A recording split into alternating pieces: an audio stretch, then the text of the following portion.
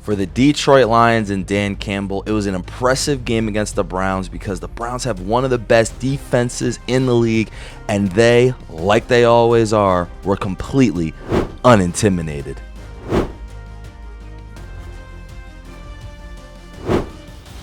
Yeah, for the Lions, I mean, we didn't learn too much except what Dan Campbell keeps trying to tell us.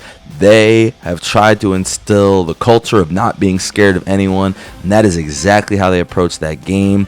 They didn't care that the Browns' defensive line was a threat, that people like myself thought that they could do similar things to what the Packers did, at least on the defensive side of the ball. Definitely not on the offensive side, but at least on the defensive side of the ball against them.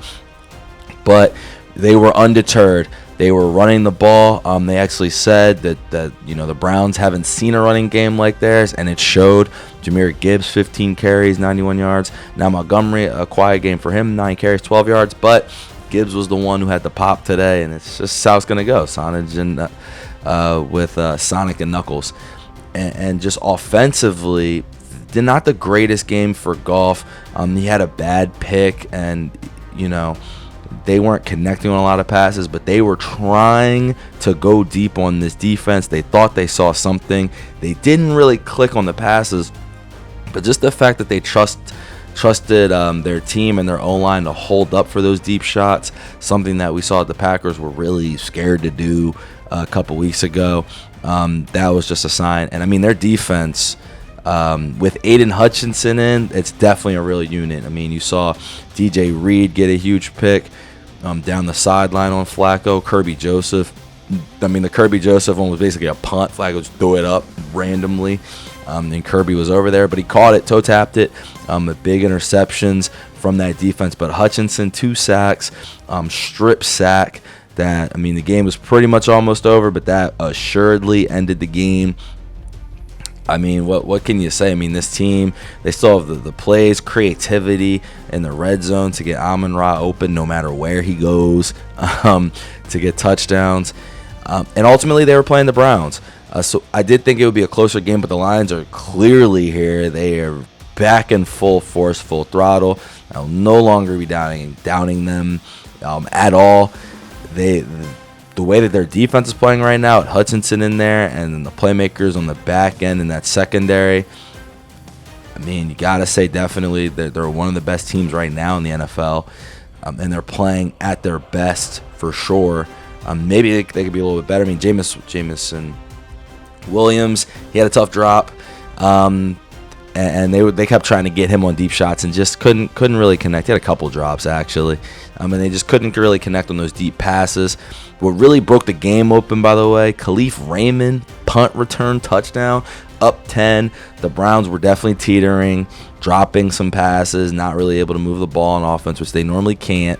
But that punt return, huge, really ended the game. I mean, once you get up 3 scores on the Browns, there's not much they can do. They got Flacco back there throwing random passes. So a good win for the Lions to not just be intimidated, and they're not intimidated by anyone, but to just go right at the Browns. They were in attack mode. They went for fourth down like they normally do, and it was just, that's a performance that kind of stamps you, because the Lions we saw last week, they can definitely fight and they definitely can play defense. So for you to do that to them, very impressive.